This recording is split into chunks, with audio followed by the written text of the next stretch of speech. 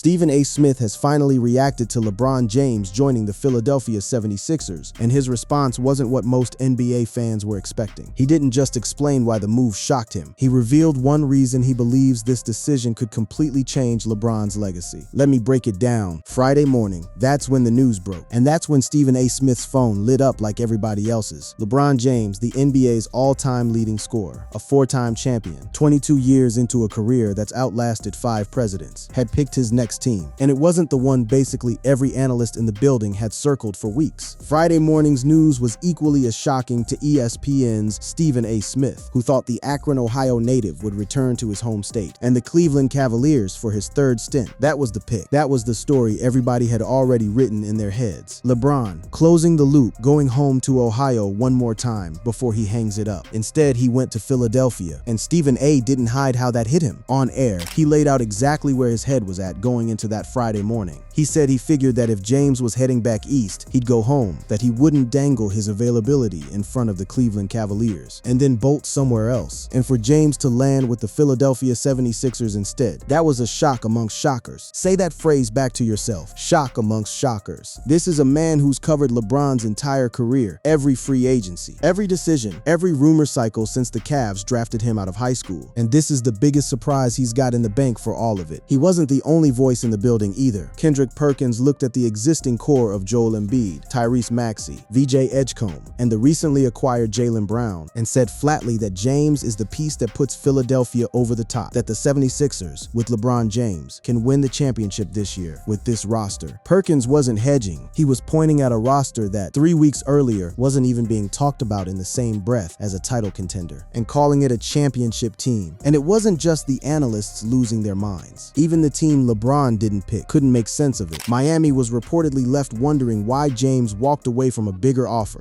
to take roughly half the money in Philadelphia, according to a report that circulated out of the Le Batard show camp. Half the money for a 41-year-old future Hall of Famer who's earned more in bonuses than most players make in a career. That detail alone was enough to make people stop scrolling. Then there was the political reaction, which almost never happens in a free agency story. But this wasn't a normal free agency story. Pennsylvania's governor didn't wait for a press conference. He got on social media and declared it himself, invoking his own office to make it official in the most Philadelphia way possible by the power vested in him as a die-hard Sixers fan and the governor of the Commonwealth. He proclaimed that day LeBron James Day and welcomed him to the city of brotherly love.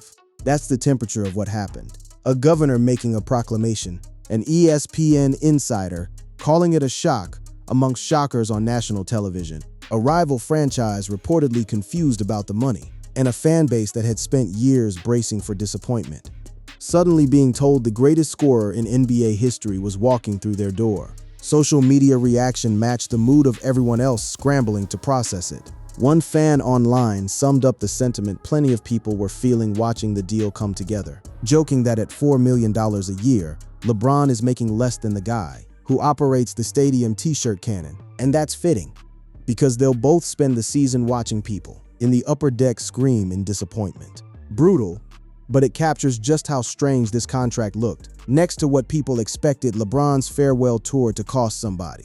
Other reactions online leaned the opposite direction, insisting this was a guy who'd simply stopped caring about the paycheck and just wanted to win one more time. Either way, nobody was neutral. That's the thing about this move. There was no quiet reaction to it anywhere in the league. Smith's on-air reaction is really where the temperature check matters most, because he's the loudest microphone in basketball media, and even he needed a second to recalibrate. When asked for his initial reaction to James's decision, his answer was simply shock, because he'd assumed that if James was heading back east, he'd go home instead of dangling his availability in front of Cleveland, and then landing somewhere else entirely. That word dangling is doing a lot of work there. Smith's framing suggests he saw the Cleveland flirtation as something close to theater, a market check that was supposed to end with James back in wine and gold. Instead, the theater ended in Philadelphia, and Smith had to pivot his entire read of the offseason in real time, live in front of a national audience. Once the shock wore off, even for just a moment, Smith moved into crediting the front office that pulled this off. He congratulated Sixers front office lead Bob Myers, who'd stepped into an interim leadership role after the organization parted ways with Daryl Morey, noting that Myers didn't just play an integral part in acquiring LeBron James. He'd also led the charge on trading Paul George away to Boston for Jaylen Brown in the first place. So within the same segment, Stephen A. went from stunned to complimentary, and that whiplash is basically the story of how the entire NBA world processed this news. Shock first, admiration for the front office second, and then almost immediately, the conversation shifted to whether this team can actually win it all, which is where things get a lot more complicated and a lot more interesting. Because here's the thing about a shock this size. It doesn't happen in a vacuum. 3 weeks earlier, nobody outside a small circle of league insiders thought Philadelphia was even a real option. To understand how the Sixers went from afterthought to the team that landed LeBron James, you have to go back to the trade that changed everything, and the free agency chase that turned into one of the strangest sagas in recent NBA history. Rewind to the start of July. If you'd asked anybody, media, executives, bettors, to list the frontrunners for LeBron James, Philadelphia wasn't on that list. It wasn't close to that list. The Sixers were a team trying to figure out its own direction. After parting ways with its president of basketball operations, dealing with the same old questions about Joel Embiid's knees, and hoping Tyrese Maxey and a rookie guard named VJ Edgecombe could form the foundation of something down the road. Then, in the span of about 48 hours, everything changed. One day after swinging a trade for superstar wing Jaylen Brown, the Philadelphia 76ers entered the mix for unrestricted free agent LeBron James and began attempting to pitch him, according to league sources. The Sixers had agreed to send veteran wing Paul George, 2 first-round picks and 2 second-round picks to the Boston Celtics for Brown. 2 firsts and 2 seconds for one player is a heavy price, but it signaled something. Philadelphia wasn't rebuilding anymore. It was going all in right now, this summer, with whatever roster it could assemble around Embiid before his window closed for good. And that trade is what actually put Philadelphia on LeBron's radar in the first place. Not before it, during it.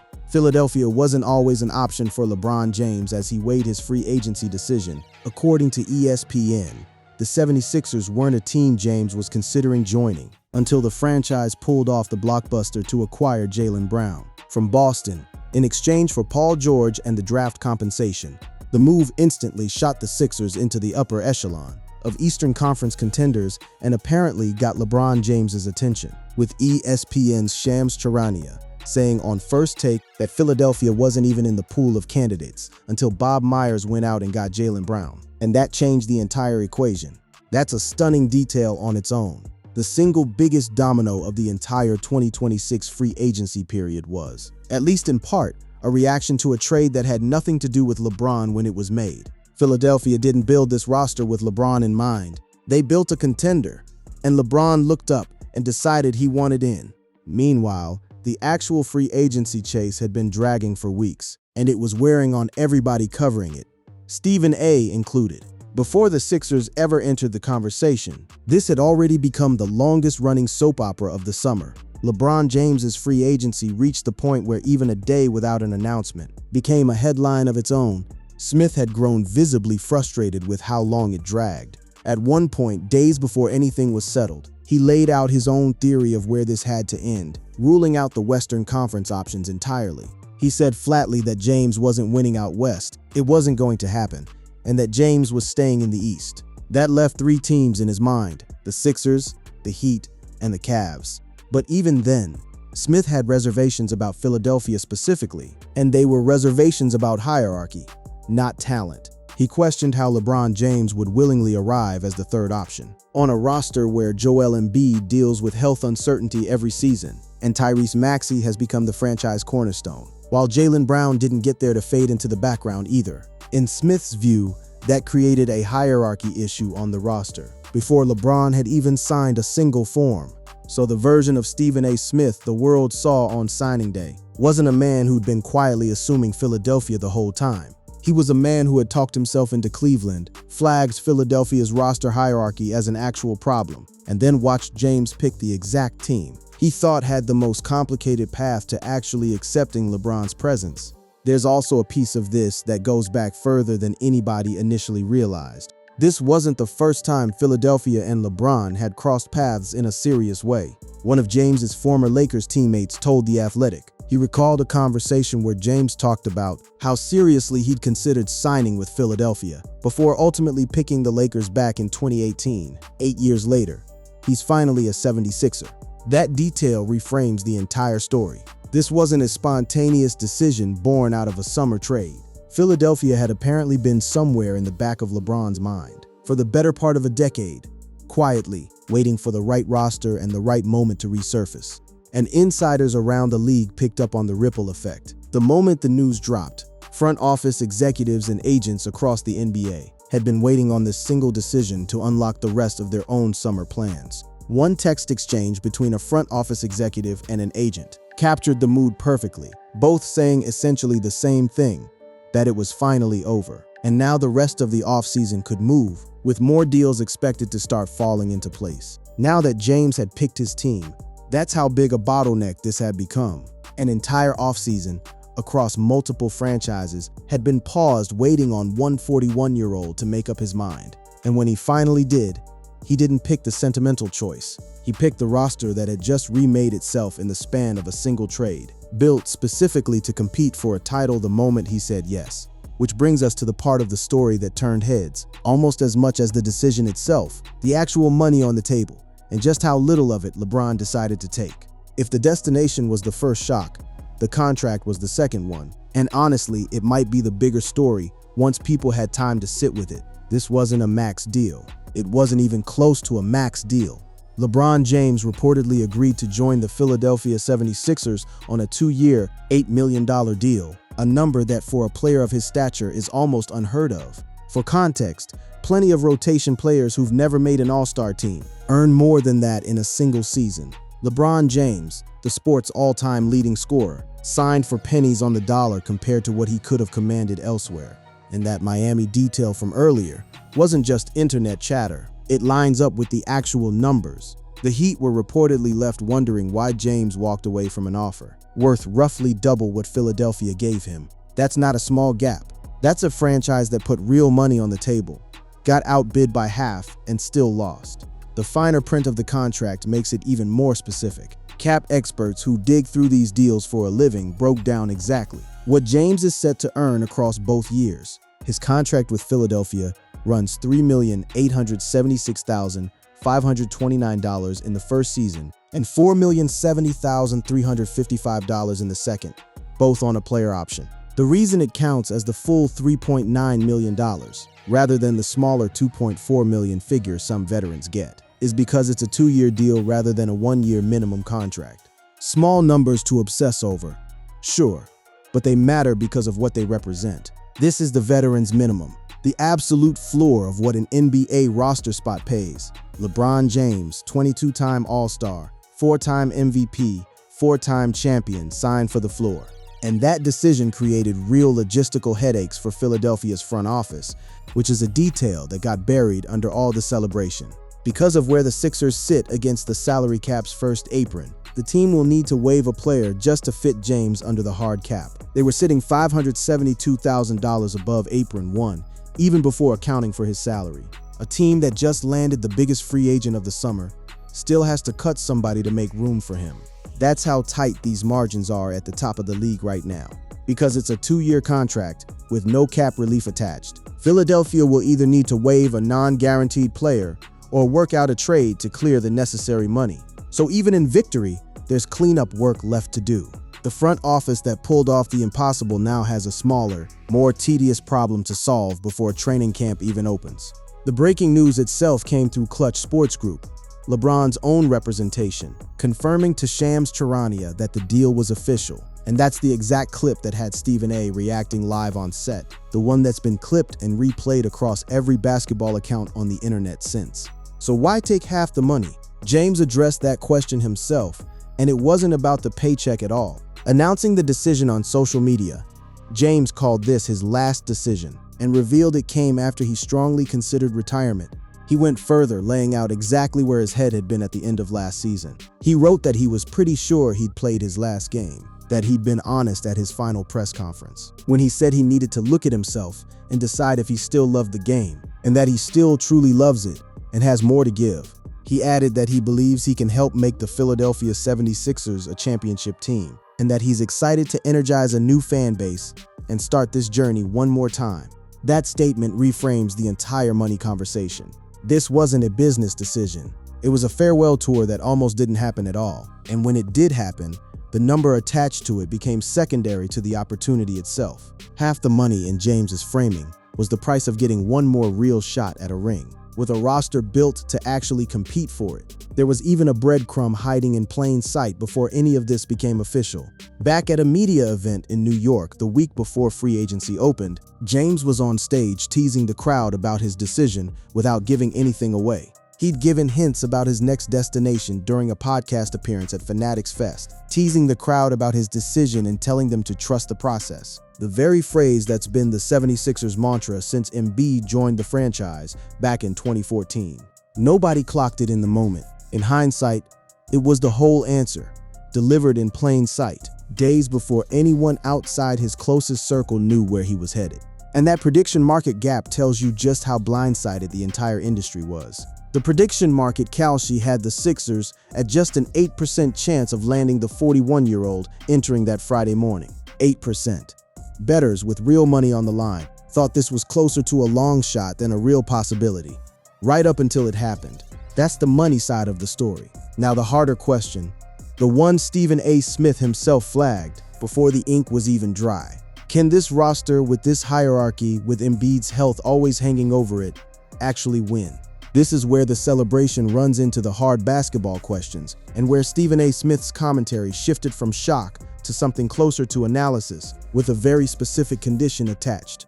Despite James joining a stacked roster, Smith predicted the 76ers can only win the championship under one condition, and that condition centers entirely on the health of one man. Smith said the 76ers need just 50% of Joel Embiid in the postseason to end the franchise's championship drought, a drought that stretches back decades.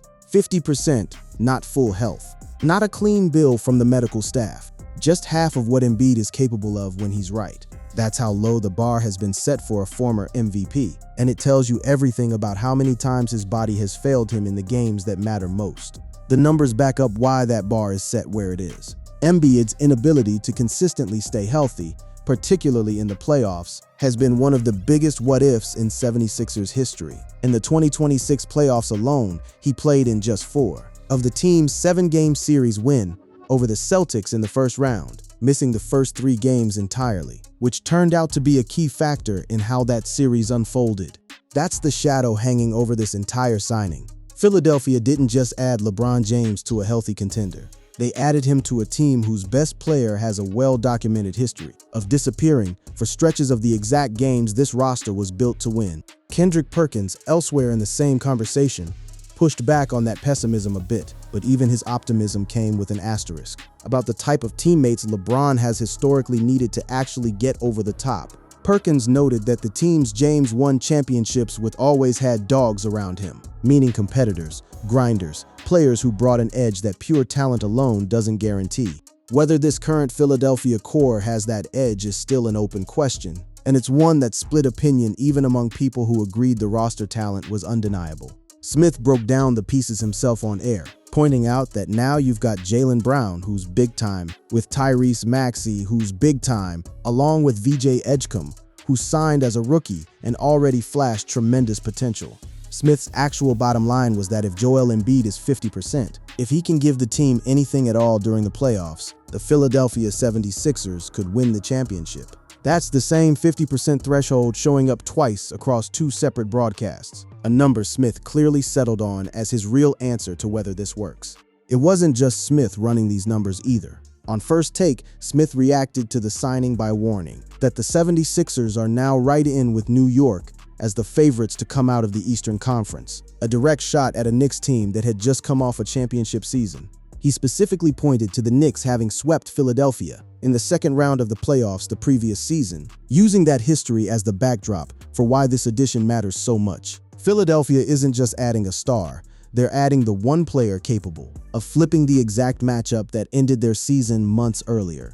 Other analysts weren't as clean in their read of the fit, and Smith didn't let that slide either. Brian Windhorst, one of the most plugged-in reporters in the league when it comes to LeBron specifically, offered his own bold read on how this signing changes James's legacy conversation, and Smith openly mocked the take on air, rather than engaging with it point by point. The exact back and forth got clipped and passed around basketball media for the rest of the day, becoming its own smaller story inside the bigger one. Beyond the ESPN desk, plenty of names with real history in that Philadelphia jersey weighed in too, adding a layer to this the analysts alone couldn't provide. Reports out of the city gathered comments from franchise legends, processing what this roster now means for a fan base that's waited a long time for a real shot. The consistent thread running through almost every one of those reactions was the same phrase getting repeated: championship or bust. Not a nice story, not a feel-good farewell lap, an actual expectation stated outright from people who know exactly what that city demands from a roster this loaded. That phrase hangs over everything now, because when you sign the greatest scorer in league history, alongside a former Finals MVP, a max-level guard, and an MVP center, even at 50%, the conversation stops being about whether the roster is talented enough. It becomes entirely about whether the pieces fit together in time, whether Embiid's body cooperates when it matters, and whether a locker room with this many alpha personalities can actually function as one unit through an 82-game season and a playoff run.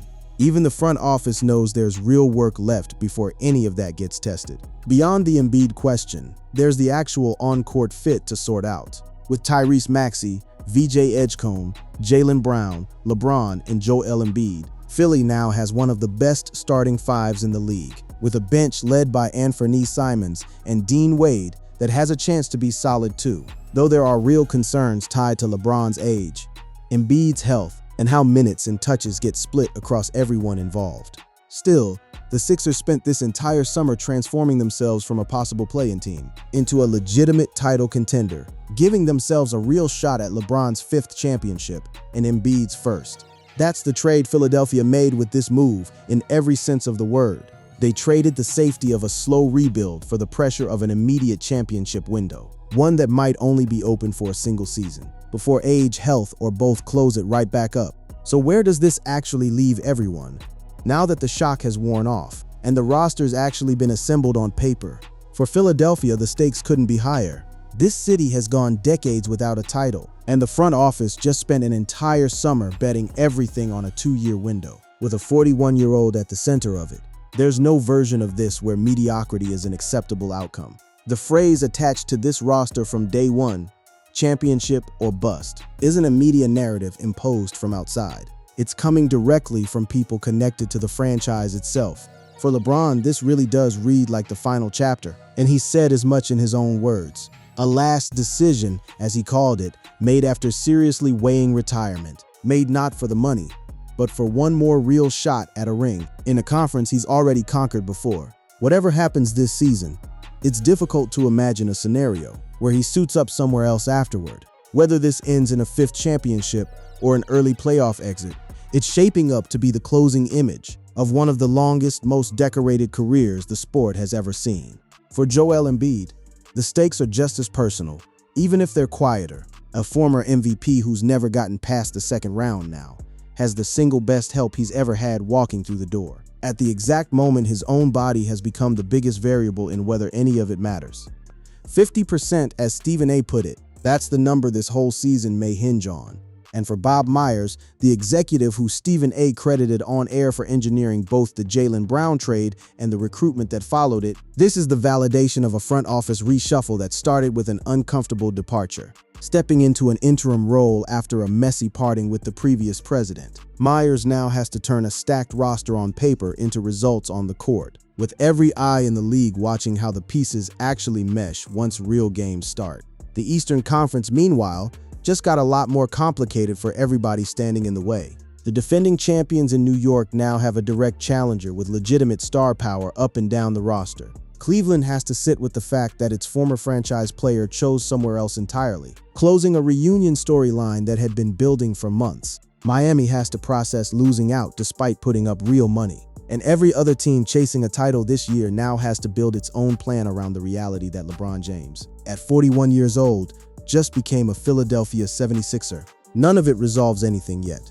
The games haven't been played. Embiid's health hasn't been tested under playoff pressure with this exact group around him. The locker room chemistry between a four-time champion, a finals MVP, and a franchise cornerstone hasn't had a single game to sort itself out. What's certain is only what's already happened. The trade that changed the equation, the free agency chase that dragged for weeks, the decision that blindsided prediction markets and rival executives alike, and the reaction from Stephen A. Smith that captured in real time just how unprepared the entire basketball world was for where this was all headed.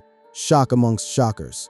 That's still the phrase that sums it up best. And now Philadelphia has to go prove it was worth it. Philadelphia Inquirer. LeBron James media reaction.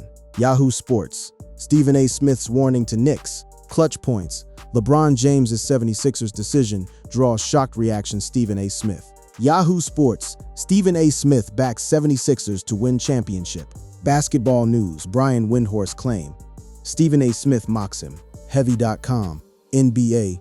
World reacts to LeBron James joining Sixers. Yahoo Sports. I'm sick of this damn story. Heavy.com. 76ers LeBron James signing draws. Stephen A. Smith reaction on Cavaliers. Pro Football Network. Stephen A. Smith backs 76ers under one condition. Clutch points. 76ers weren't on LeBron James' radar before Jaylen Brown trade. Hoops hype. LeBron James rumors. NBA.com. LeBron James announces signing with 76ers. Yahoo Sports. LeBron James lands with Philadelphia 76ers. Live updates. Bleacher Report. LeBron James to Sixers live updates. ESPN. Sources. 76ers enter mix for LeBron James after Jaylen Brown ad. Liberty Ballers. LeBron is going to be a Sixer. https://www.libertyballers.com/7sixersnews9683. LeBron James Sixers NBA free agency 2026.